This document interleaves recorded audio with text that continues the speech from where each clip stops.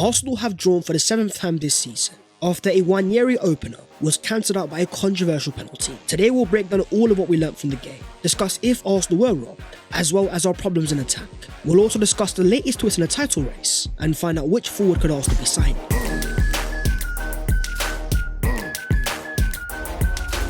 Yo, what is going on guys? My name is Basketball welcome back to your boys channel. Not the result that we wanted today, but there's so much to break down, alongside some important transfer news. As per, smash a like if you enjoy and subscribe to the channel if you are new, to help your boy on his road to 300,000 subscribers. But starting off with what we learnt from Brighton 1, Arsenal 1. Going to the Amex of course is never easy, with Brighton undefeated against all 4 of the big 6 they had played there so far this season. And things weren't made easier after the breaking news before the game. Kai Havertz and Martin Odegaard both ill, with Havertz missing his 2nd game in a row. It meant a very strange Arsenal 11, with 4 defensive midfielders in Partey, Rice, Jorginho and Marino, with a front 3 of Muani, Trossard and Jesus. Odegaard only fit to be on the bench. It meant that Arsenal had no Saka, no Havertz, no Timber, no White, Sterling or Tomiyasu, with a bench of left backs, a few youngsters, and a semi-fit Martin Odegaard. We can be critical of the performance and we definitely will be, but when you're playing in the most competitive league in the world, so much quality across the entire league, you think about the amount of players that Brighton have that Arsenal fans would love to have at their own club. When you're missing so many key players, there's only so much you can criticise Mikel Arteta's lineup, because what did he really have available?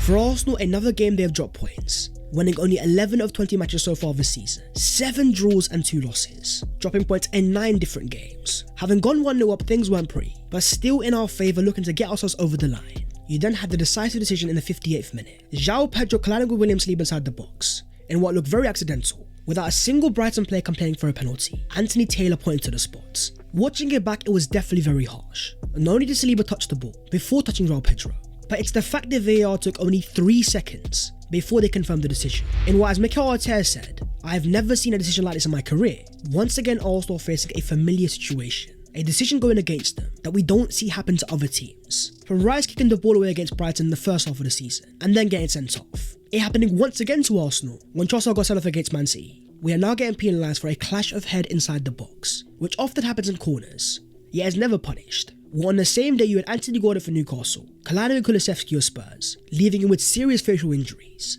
yet that was not given as a penalty. You see, this is the issue that Arsenal fans have. We don't want to blame the referees, nor do we think the referees are robbing Arsenal of a title, but it's more about the inconsistencies. Why is it always Arsenal that end up on these weird decisions? Are we being refereed differently? Because even in the first half you get Ethan Muani, but for time wasting in a corner, which just doesn't make sense when you're in the first half. Let me know your thoughts down below in the comments. Do you think this was a penalty? But we have to now focus on the Arsenal performance itself, because when you can't control the referee, you can control your level of attack. And so as Mikel Arteta said, in the second half we dropped our standards, which never allowed us to develop any momentum. The stats showed the first half was very even, with Brighton having a slightly higher XG, but Arsenal creating 3 big chances. In the second half, Brighton definitely had the better opportunities, playing at a far higher intensity. The issue that I have is that hopeless feeling.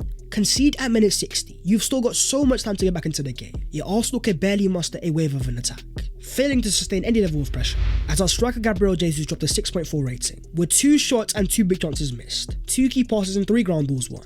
This is the theme of Arsenal's season. Defensively, apart from the penalty, very good, limiting Brighton to next to nothing, even in terms of midfield in the build-up phase. They have the ability to get the ball high up the pitch, but inside the box itself, do we have that top quality? When you think about our defence, we've got some of the best defenders in the world.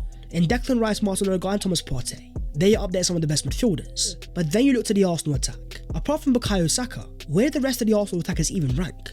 My other concern of course though is the tempo. When you're chasing a title having dropped so many points already, Liverpool looking next to flawless, even after Brighton's equaliser, Arsenal were playing with some level of a handbrake, focused too much at building out of the back and trying to score the perfect goal, rather than go back to the basics and get the ball high up the pitch. Get your attackers in areas that can hurt teams, and do something as simple as shooting. It feels like when Liverpool can hurt you out of nowhere, they can be down and out and hit you on the counter attack.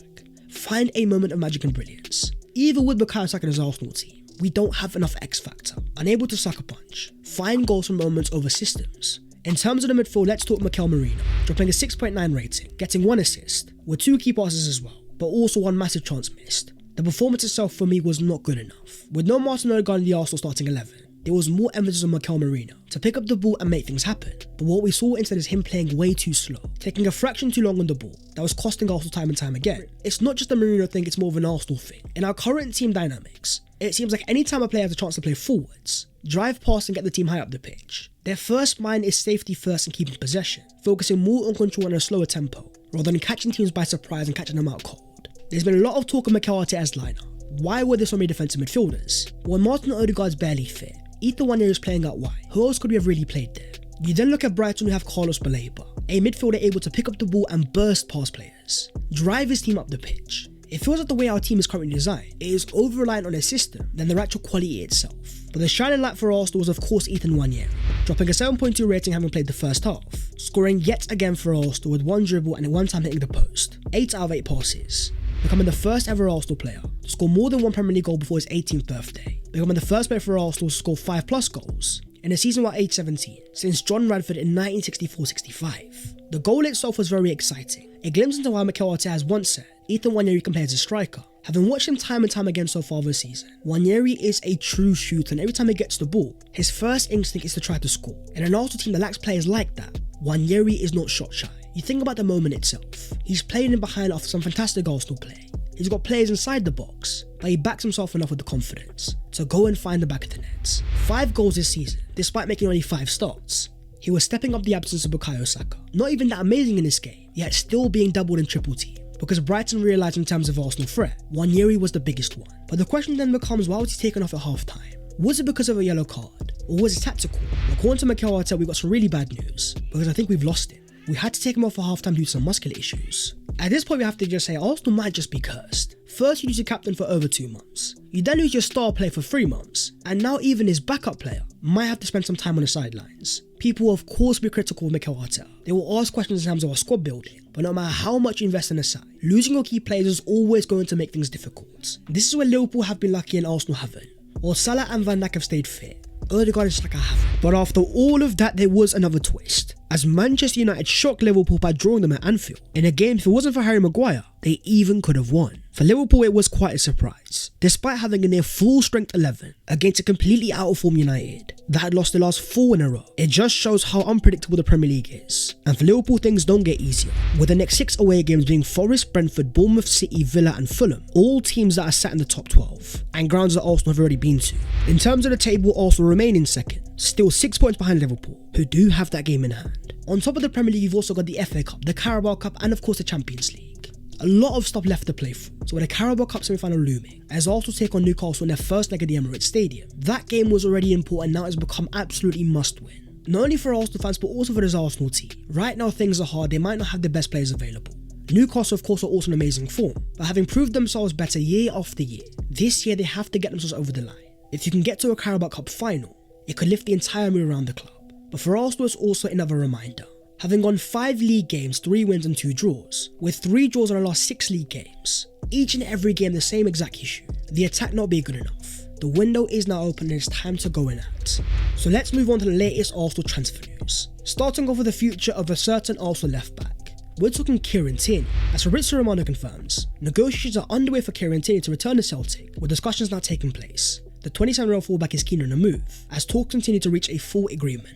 Out of contract at the end of this season, as David Ortiz has already confirmed, Arsenal won't activate his contract extension, available on a free transfer, and reportedly also wanted the Premier League sides. According to Fabrizio, Celtic are confident to make the Tierney deal happen, with talks well underway. This looks to me more like the summer than January, unless Celtic can get some sort of agreement with Arsenal, either a contract termination, or of course paying some money. In more positive news, you also might be getting a return.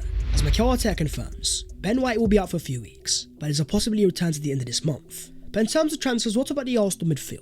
With Mikel Merino being our only investment in the summer, with the potential departures of Jorginho and Thomas Partey, Arsenal are looking at the midfield market. According to BBC Sports, they have keen interest in signing Joe Bellingham, who is set to leave Sunderland this summer. Multiple Arsenal scouts have been at Sunderland games this season to check out the midfielder.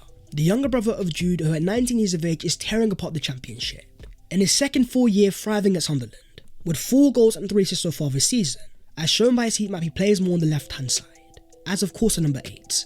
Physically he is just as gifted as his brother, with a massive frame and so much running power, alongside a clear eye for a goal. This year 4 league goals and last year 7. When you think about what Mikel Arteta's left number 8 is, whether it's Kai Havertz or Mikel Merino, a tall physical dual winner who is able to arrive into the box and score goals, while also helping us to get the ball up the pitch. Fundamentally, Joe's profile is perfect. With all the physical and technical features, the only question of course is the age.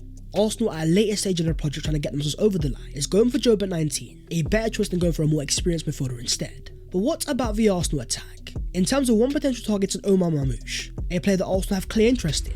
According to Santiona, Arsenal, Tottenham and Liverpool are all interested in Omar Marmoush. However, the Egyptian prefers Man City, who have already sent a contract proposal to his agent, which on paper actually makes a lot of sense. Having let go of Julian Alvarez in the summer, received over 70 million euros for him. City have money and they haven't signed a replacement. Marmoush is a standard profile at 25, who suits exactly what they need.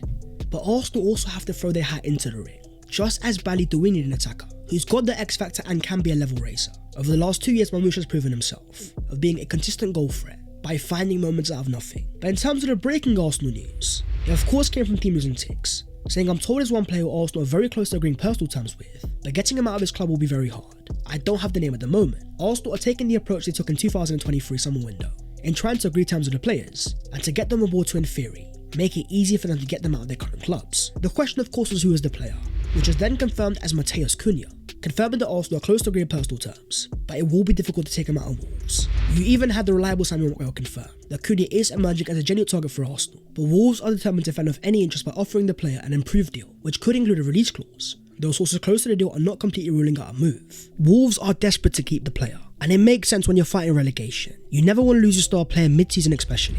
That's where you've got some more Fabrizio Romano breaking news, confirming Wolves have agreed a new deal for Matheus Cunha, with a deal verbally in place for the Brazilian star, to extend his contract with salary improved. Despite interest from several clubs, Cunha is set to sign as soon as official documents are checked and approved, which all but rules out any move for Cunha. Arsenal will have to look elsewhere, with other reports claiming that Arsenal also like both Kubo and Daniel Marlin. In terms of Kubo thriving Sociedad at 23 years of age, this year he only has 3 goals, but last year he had 7. A former player of Real Madrid, as his heat map shows he is mainly a right winger, just like Saka and being left footed. The profile might make sense, but is he enough? Especially when they're trying to win a title and are competing on every single front. Kubo is far from a level racer. Then you have Borussia Dortmund's Daniel Marlin, 25 years of age, a Dutch international, who's not been a starter for Dortmund this season with only 6 starts. That despite smashing in 13 goals last season, with not a single penalty in that. As shown by where he plays, Marlin is definitely very versatile, having come through our academy in the first place, then thrived for PSV Eindhoven in the Eredivisie. A pacey player that would offer Arsenal an outlet. But for me, if Arsenal are going to sign any Borussia Dortmund winger, the standard option is Jamie Gittins,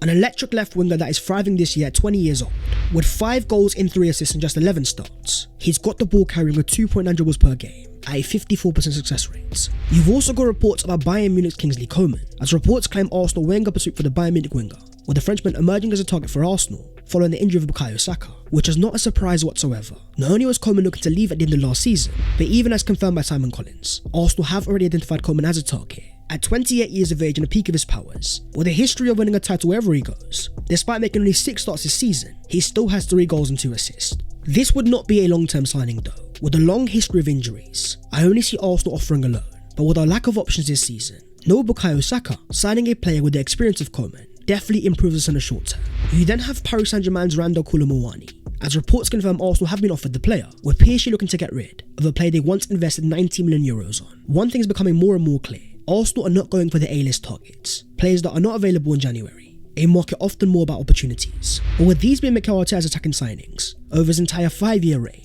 apart from Havertz and Jesus, none have been marquee investments. Where in terms of midfield, Arsenal have invested and defensively become one of the best in the world, the attack has been neglected for far too long. It's now a matter of ambition. Arsenal are clearly in the market, they will move for a forward, but with Cunha off the table, who will that player now be? That is the video there and there, so hopefully you guys have enjoyed. If you have, don't forget to smash a like and also subscribe to the channel if you are new. If you want to follow your boy on all of his social medias, then the links are down below in the description.